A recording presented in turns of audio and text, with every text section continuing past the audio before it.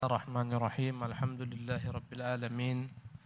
Wa sallallahu wa sallam wa barak ala abdihi wa rasulih Muhammadin wa ala alihi wa sahbihi ajma'in. Amma ba'du. Qala al-musannifu rahimahullah babul i'tikaf. Berkata al-musannif rahimahullah Syekh Abdullah Al-Bassam dalam kitabnya Taysir al-Allam Syarh Umdatul Ahkam, bab tentang i'tikaf. Al-i'tikaf fil lughah, i'tikaf secara bahasa, luzumu syai'i wa habsun nafsi alaihi, menetap dalam satu tempat, konsekuen untuk berada pada tempat tersebut. Wa minhu qauluhu ta'ala, di antara makna ini tersebut dalam firman Allah tentang orang-orang musyrikin yang menyembah berhala, berdiam di sana. Ya'kufuna ala asnamin lahum, mereka beriktikaf di berhala-berhala mereka. Maksudnya mereka berdiam di tempat berhala-berhala tersebut dalam waktu yang lama, beribadah memuja berhala tersebut. Ayulazimuha wa yuqimuna 'alaiha, maka makna i'tikaf di berhala ini adalah menetap di sana. Wa huwa fi syar'i, jadi secara bahasa i'tikaf makna adalah menetap dan berdiam dalam waktu yang lama. Itu makna i'tikaf secara bahasa.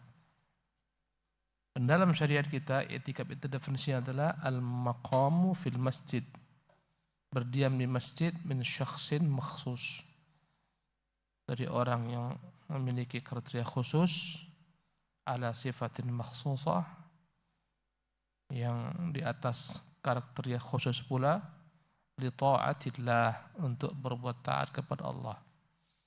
Seseorang yang memiliki karakter tertentu berdiam di masjid dengan sifat tertentu dalam rangka mentaati Allah.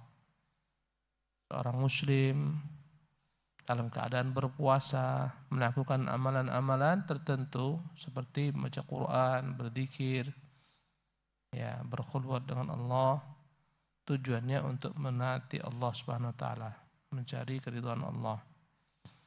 Jadi intinya i'tikaf itu adalah berdiam lama di masjid dengan amalan-amalan tertentu, dengan cara-cara tertentu, dalam rangka mencari wajah Allah. Adapun hukum i'tikaf, telah sepakat ulama i'tikaf itu disyariatkan dalam Islam. Ya. Dan sepakat mereka i'tikaf ini hukumnya mustahabun, dianjurkan, walaysa biwajib, tidak wajib. Ya, berdiam di masjid untuk beribadah menyembah Allah namanya i'tikaf, disyariatkan tapi tidak wajib, anjuran.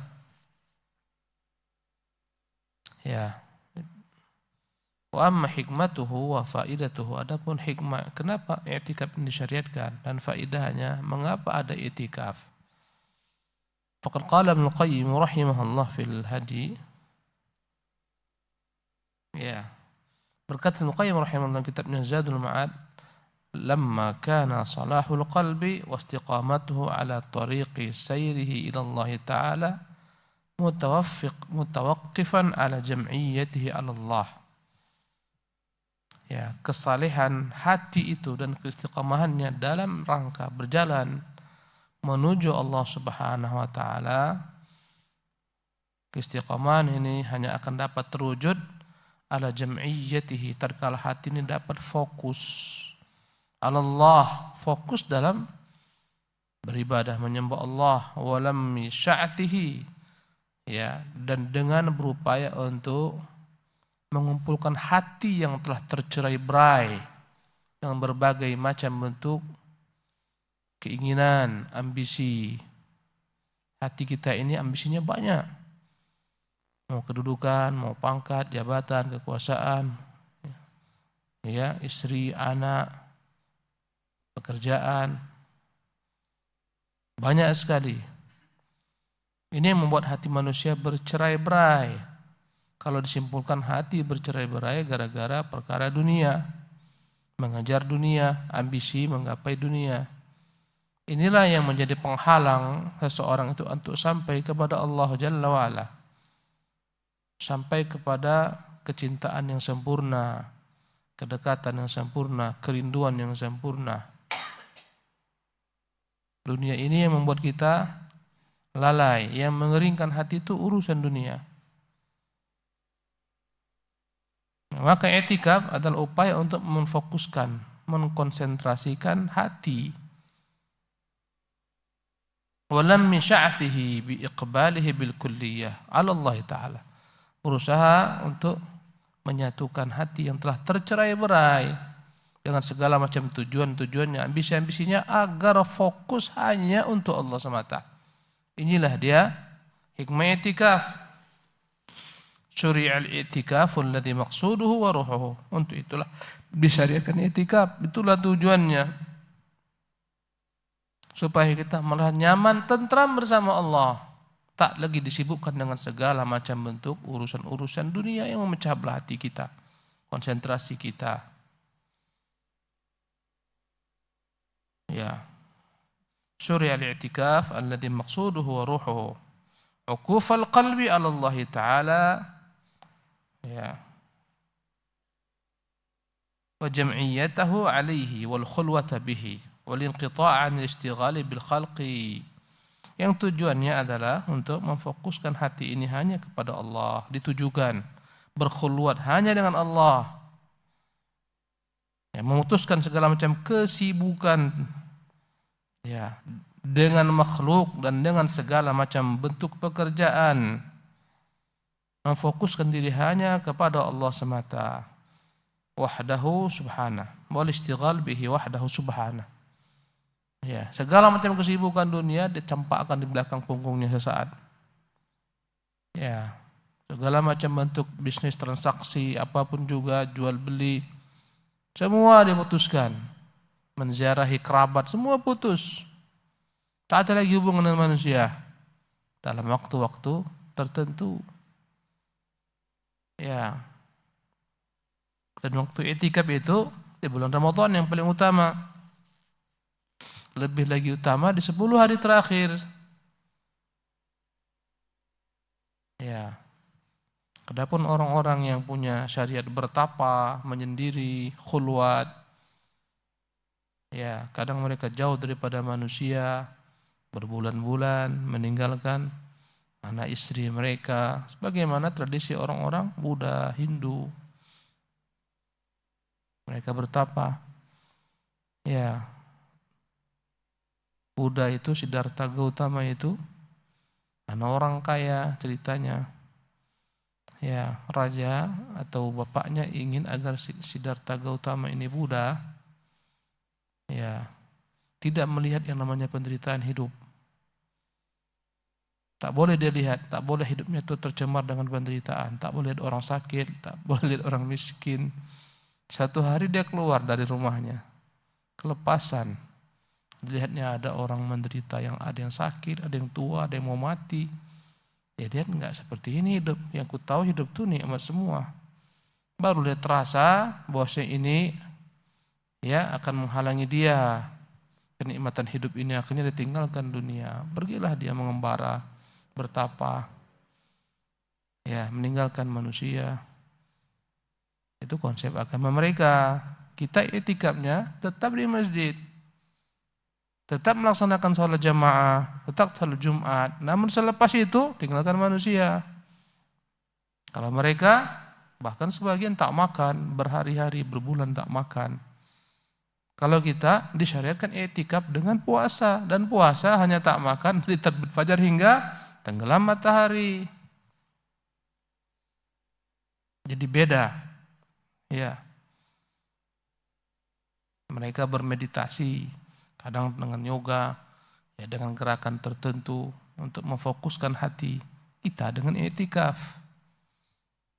Ya. Tengok bagaimana orang gerakan yoga, gerakan bertapa, duduk bersila, tangannya yang ada dengan cara-cara khusus, mata dipejamkan. Itu dalam agama di luar Islam. Islam ada masanya fokus hanya kepada Allah, itu namanya i'tikaf. bihaitsu yasiru dzikruhu wal iqbalu alaihi fi mahalli humumil qalbi wa khataratihi. Intinya i'tikaf itu menjadikan zikrullah jalla wa ala yakni fokus dan khusyuk menyembah Allah Subhanahu wa taala, menggantikan ala humumil qalb, mahalli humumil qalb, menggantikan segala macam bentuk ya ambisi-ambisi hati, kegalauan hati, kesedihan hati, yang mana semua kegalauan ini, penderitaan hati ini disebabkan karena dunia yang ingin dikejar atau dunia yang terluput dari kejaran. Ya, itu yang membuat hati tercerai-berai. Bisnisnya tumpur, ditipu orang, ditelikung orang, mengejar keuntungan tak dapat untung, yang ada buntung. Ya, hasilnya adalah humumun wa ghumum, kesedihan, kegalauan, hatinya galau, hatinya menderita. Ya, marah, kadang-kadang emosi, ditipu orang, gagal usaha. Ini semua humumun yang membuat hati itu bercerai-berai, itu semua. Maka kadang-kadang kalau tak ada uang, lebih fokus beribadah. Kadang-kadang tak ada lagi uang, ada pun tinggal sedikit di kantong, ketika itu fokus ibadah. Kalau sudah banyak uang, bingung mau apakan uangku ini. Mana ngabisinya? Ya, illa man rahimallah, kecuali orang-orang Allah rahmati, yang telah berhasil menjadikan dunia itu di tangannya semata, tak menghalangi hatinya untuk berjalan menuju Allah Subhanahu wa taala. Bagaimana kibarus sahabah, senior-senior sahabat, kaya-kaya juga, tapi tak menghalangi dia menuju Allah, hatinya, perasaan dirinya, fokusnya. Fayastawli alaihi badalaha wa yasirul hammu kulluhu bihi. Ya, maka inilah yang menggantikan segala macam kegalauan hati. Ya. Maka dia berusaha untuk menguasai hatinya, hanya fokus untuk melayani Allah, memujinya, memujanya, membaca kitabnya, mengingat segala macam nikmatnya. Ya, wal khataratu kulluha bidzikrih, sehingga segala macam lintasan-lintasan hati yang dahulu bercabang, mau buat inilah dalam urusan dunia, mau buat itu, mau buka cabang ini, cabang itu, macam-macam. Ya. Semuanya dihilangkan, membuat fokus hanya untuk Allah semata. Wa tafakkur fi tahsili maradih, agar dia benar-benar berfikir bagaimana membuat Allah ridha. Wa ma yaqrubu min, bagaimana supaya dekat kepada Allah. Fayasiru unsuhu billah, sehingga kenyamanannya dia rasakan ketika ada bersama Allah semata. Di itikaf itu bersama Allah. Di itikaf Nabi SAW. Itikaf kita memang di masjid juga, tapi kawan duduk, samping duduk kawan yang lain ngomong itikafnya. Ya, kata Ibnu Qayyim, itikaf zaman Nabi itu launun, ada satu warna. Itikaf di zaman kita, launun akhar, warnanya lain lagi. Itikaf kumpul-kumpul, ngomongnya poligami. Ini salah tujuan i'tikaf. I'tikaf itu fokus hanya Allah Subhanahu wa taala semata. I'tikaf kumpulnya tentang dunia. Ya, bahkan i'tikaf itu Nabi SAW meninggalkan segala macam bentuk perkara-perkara dunia ini, hubungan dengan manusia sesaat. Nabi Muhammad SAW kebelakangkan, kecuali hal-hal yang sangat mendesak.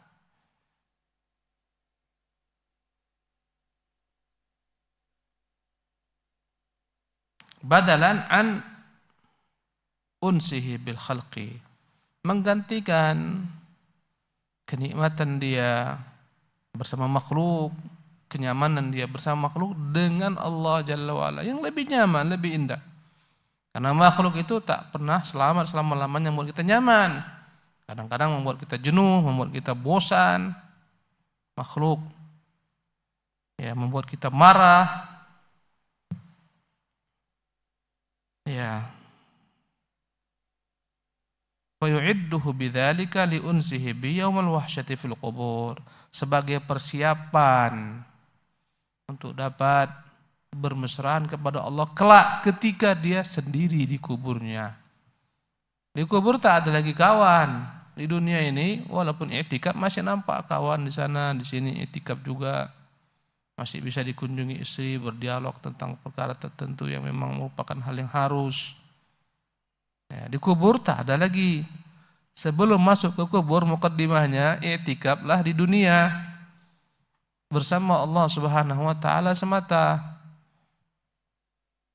Hina la anisa lahu wa la ma yafrahu bihi siwah. Ketika tak ada yang dapat menjadi teman di kubur kecuali Allah Jalla wa ala. Fahuwa maqsudul i'tikafil azam. Inilah maksud daripada i'tikaf. Mengumpulkan hati yang bercerai-berai dari urusan dunia agar menjadi satu tujuan saja Allah. Tujuan i'tikaf. Agar merasa nyaman, tentram bersama Allah. Ya, menghilangkan segala macam bentuk kebersamaan dengan makhluk sesaat. Karena makhluk banyak membuat kita stres, makhluk banyak membuat kita galau. Yang membuat kita galau bukan Allah, tapi apa? Makhluk. Entah anak kah, entah istri kah, tetangga, relasi bisnis. Ini yang membuat kita galau. Ya.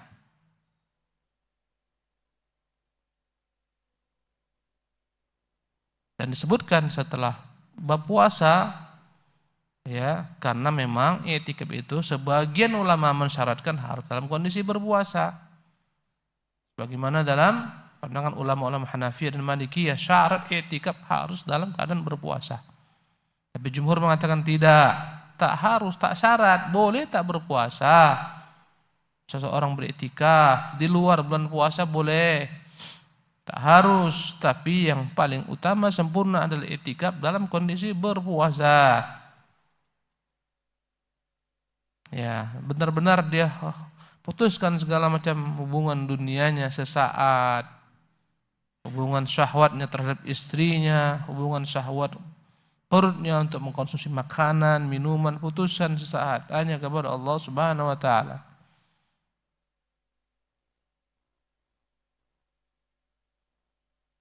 Ya. Karena itulah kata mereka yang mengatakan syarat i'tikaf harus berpuasa, kata mereka Nabi itu ketika i'tikaf pasti dalam keadaan berpuasa. Ya. Namun jumhur mengatakan tidak, Nabi pernah beriktikaf di bulan Syawal. Ya. Dan tak dinukil ketika dia beriktikaf bulan Syawal dalam keadaan berpuasa. Jadi mazhab jumhur lebih utama, lebih dekat pada kebenaran, i'tikaf tidaklah disyaratkan harus dalam keadaan berpuasa. Kita baca hadisnya, hadis ke-203. An Aisyah radhiyallahu anha anna Rasulullah sallallahu alaihi wasallam kana ya'takifu fil 'ashr al-awakhir. Dari Aisyah radhiyallahu anha bahwasanya Rasulullah sallallahu alaihi wasallam senantiasa beriktikaf di 10 hari terakhir min Ramadhan.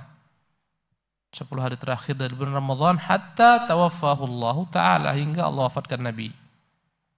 Tsumma i'takafa azwajuhu min ba'di. Setelah itu para istrinya pun beriktikaf setelah beliau wafat. Rawahul Bukhari wa Muslim.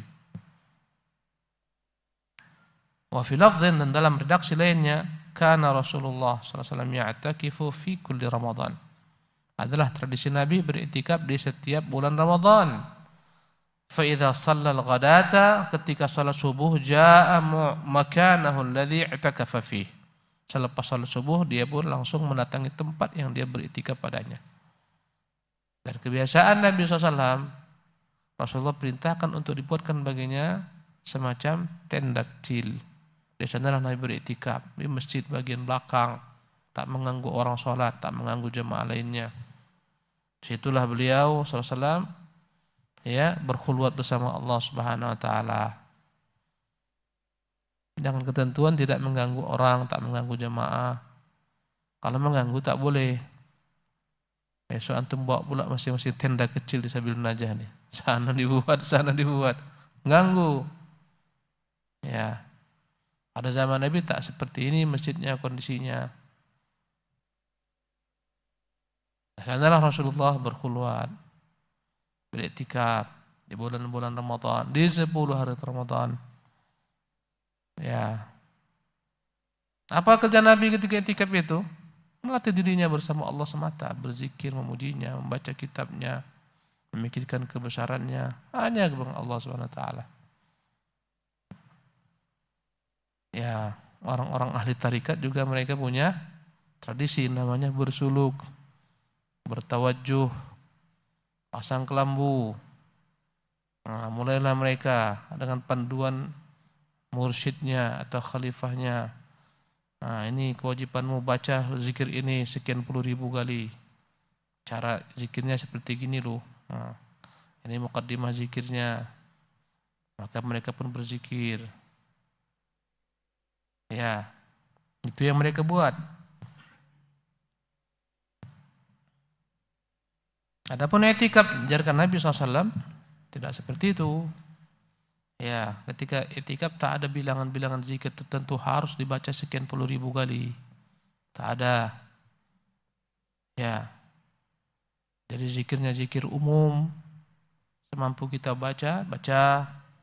Ya.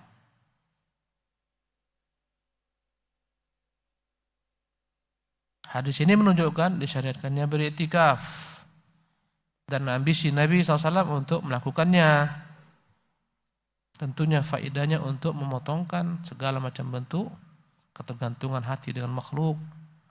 Ya, mengumpulkan hati yang bercerai-berai karena mengejar dunia, sebagaimana tadi disebutkan. Dan terakhir kebiasaan Nabi menjadi i'tikaf di 10 malam terakhir saja. Awalnya pernah di awal bulan 10 hari pertama, pernah di tengah bulan 10 hari yang kedua. Akhirnya yang menjadi kebiasaan beliau adalah 10 malam terakhir saja. Ya. Jadi 10 malam hari saja fokus. Malam-malam terakhir, tak harus meninggalkan dunia secara total. Ya. Adapun para petapa-petapa itu meninggalkan dunia secara total. Ya, bahkan ada yang meninggalkan segala macam, bajunya pun dia tinggalkan, jalan kemana-mana telanjang, ya dan billah. Ya. Kenapa? Ini dunia semua harus ditinggalkan. Bahkan dalam agama sebagian mereka ini, ya, tak boleh sama sekali menyakiti makhluk yang bernyawa. Nyamuk hinggap di badannya, tak berani dia pukul, menyakiti, dibiarkan. Bahkan mereka menutup wajah mereka dengan masker dalam beribadah supaya ya tidak hinggap di sana nanti entah lalat, entah agas, kemudian dipukul. Tak boleh sama sekali menyakiti makhluk. Tak usah butuh kepada dunia, berpakaian pun tidak. Tak usah heran ketika mereka bertapa dalam keadaan telanjang bulat bugil. Ini agama mereka. Ya, agama kita tidak. Tengoklah agama-agama di ya, dunia. Lihat sekali-sekali lang-lang buana lah, lihat perbandingan-perbandingan agama yang aneh-aneh cara beribadahnya. Ya.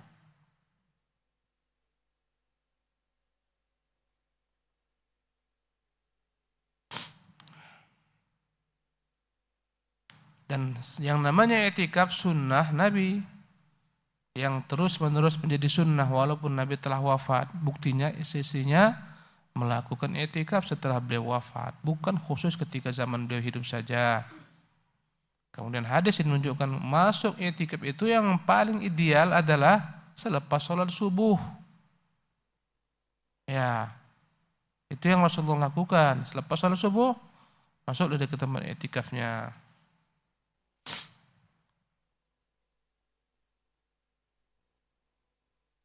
Maka dalam i'tikaf seseorang harus menjauhi segala macam bentuk perkara-perkara yang akan mengganggu konsentrasinya dalam mengingat Allah, berzikir kepada Allah. Dia harus menghilangkan sementara keinginannya untuk berjima, keluar dari masjid, menjumpai manusia, menjalankan berbagai macam aktivitas dunia, ya, jual beli, bahkan tak menziarahi orang sakit, bahkan tak menguburkan jenazah, tak mengantarkan jenazah, biarkan orang lain. Itu semua hukumnya fardu kifayah. Ya. Intinya berusaha menyedikitkan sekali berinteraksi dengan makhluk. Ya, memfokuskan dirinya untuk senantiasa bersama Allah, mengingatnya, berzikir padanya, membaca kitabnya. Ya, inilah tujuan i'tikaf. Bukan sekedar kumpul di masjid. I'tikaf kita kumpul di masjid, sahur bersama, makan bersama, ngomong bersama, ngobrol bersama. Ya.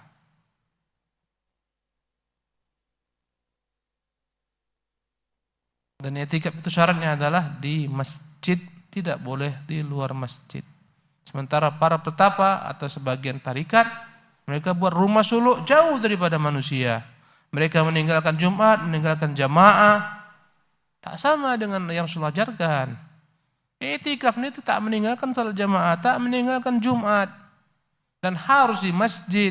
Kata Allah, wa antum akifuna fil masajid. Wala tubashiruhunna wa antum akifuna fil masajid. Jangan kalian mencampuri mereka, melakukan tindakan-tindakan mengarah ke jima sementara kalian sedang dalam keadaan beriktikaf di masjid. Menunjukkan iktikaf itu syaratnya masjid. Masjid yang diadakan padanya salat jamaah. Sebagian mewajibkan salat Jumat agar dia tak payah mencari Jumat jauh-jauh. Masjid yang ada Jumatnya dan ada jamaahnya. Ya, inilah i'tikaf ala Nabi yang mulia sallallahu alaihi wasallam. Kita lihat lagi. Hadis yang berikutnya 204. An Aisyah radhiyallahu anha annaha kanat turajjilun Nabiy sallallahu alaihi wasallam wa hiya haidun wa huwa mu'takifun fil masjid wa hiya fi hujratiha yunawiluha ra'sahu. Rawahu al-Bukhari wa Muslim. Dari Aisyah radhiyallahu anha bahwasanya dia pernah menyisir rambut Nabi sallallahu alaihi wasallam padahal dia dalam kondisi haid dan Nabi sedang beriktikaf di masjid di mana Nabi SAW berada dalam masjid dan dia berada di dalam biliknya. Nabi mengeluarkan kepalanya untuk disisir oleh ibunda Aisyah radhiyallahu anha dari pintu masjid. Ya, dari masjid. Jadi masjid Nabi SAW itu dikelilingi oleh rumah-rumah beliau, rumah Abu Bakar.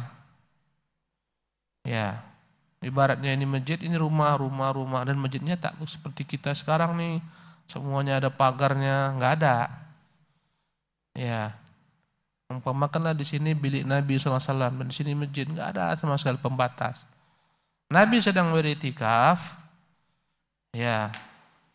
Ibunda Aisyah di kamarnya, Rasulullah di masjid. Rasulullah sedikit memberikan kepalanya, mengeluarkan kepalanya dari masjid.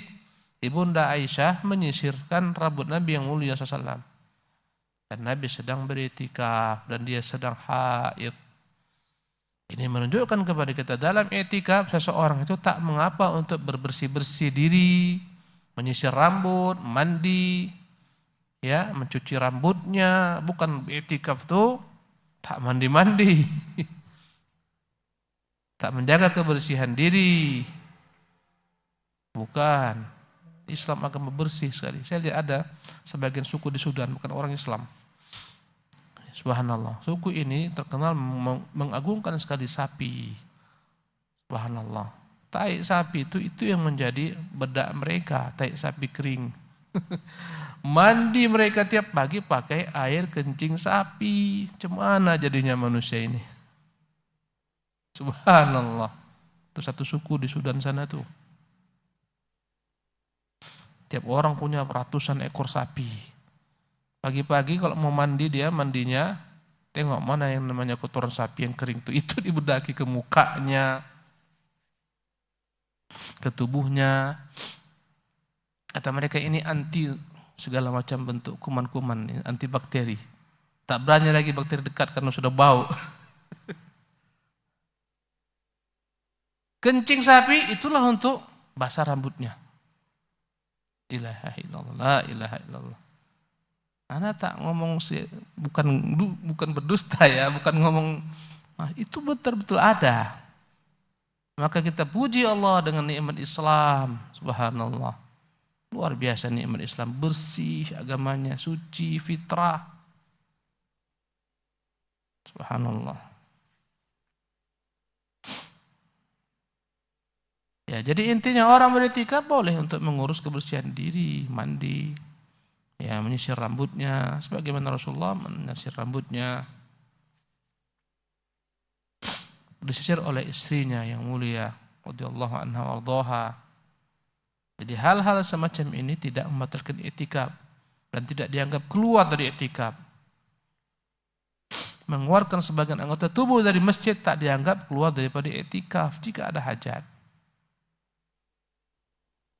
Wa fi riwayat wa kana la yadkhul baita illa li hajatil insan. Bahkan Nabi tak masuk rumah ketika i'tikaf kecuali ada kebutuhan-kebutuhan yang manusiawi sifatnya. Ya, harus. Dan rumah Nabi itu di samping masjid. Rumah kita jauh-jauh dari masjid. Ya. Maka i'tikaf kita itu tidak i'tikaf sempurna. I'tikaf ya sifatnya parsial. I'tikaf Nabi sempurna. Paling kuat kita kalau udah malam 10 hari terakhir baru sibuk i'tikaf. Tengok lagi mana malam ganjil baru datang i'tikaf. Tapi tak apalah daripada tidak. Fattaqullaha masata'tum, bertakwalah kepada Allah semampumu. 10 hari tak masuk kantor dipecat.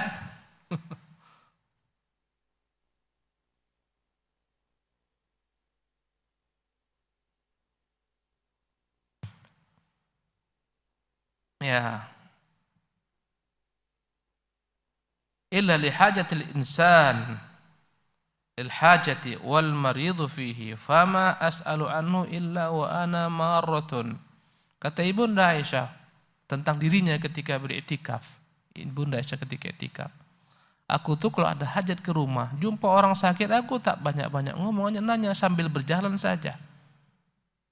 Menunjukkan orang iktikaf, orang sakit pun tak dianjurkan untuk dibezuk, dikunjungi. Sambil berjalan, kata Ibunda Aisyah, aku hanya menanya ketika sakit apa? Sambil berjalan. Bukan bertanya dalam bentuk berkata-kata lama, membawanya ke rumah sakit, enggak. Ya, mengunjunginya sakit tidak. Ketika dia mau jalan ke masjid dari rumahnya, nampak orang sakit sekedar saja.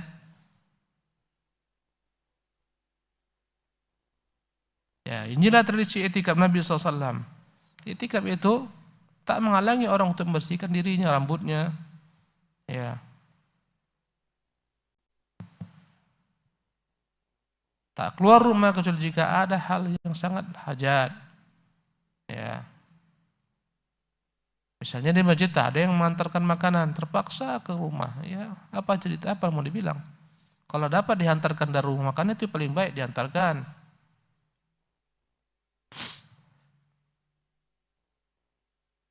Maka itulah yang i'tikaf dalam masjid. Keluar dari masjid menyelisih tujuan i'tikaf.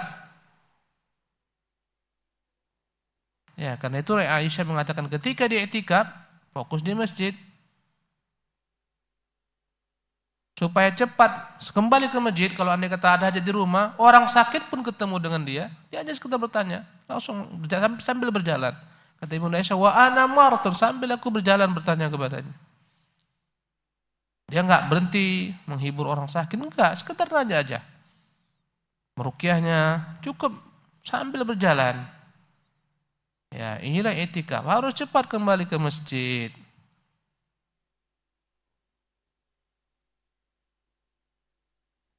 Maka orang yang punya hajat untuk keluar dari masjid karena tak bisa tidak harus cepat kembali ke masjid.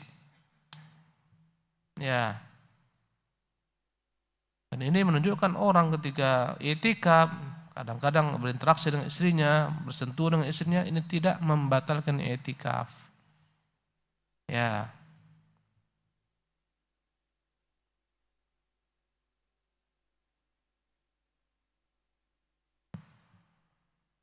Dan hadis ini menunjukkan bahwasanya orang yang haid, perempuan haid tetap boleh berinteraksi dengan ya suaminya, dengan keluarganya, boleh berinteraksi, menyisir rambut suaminya, boleh.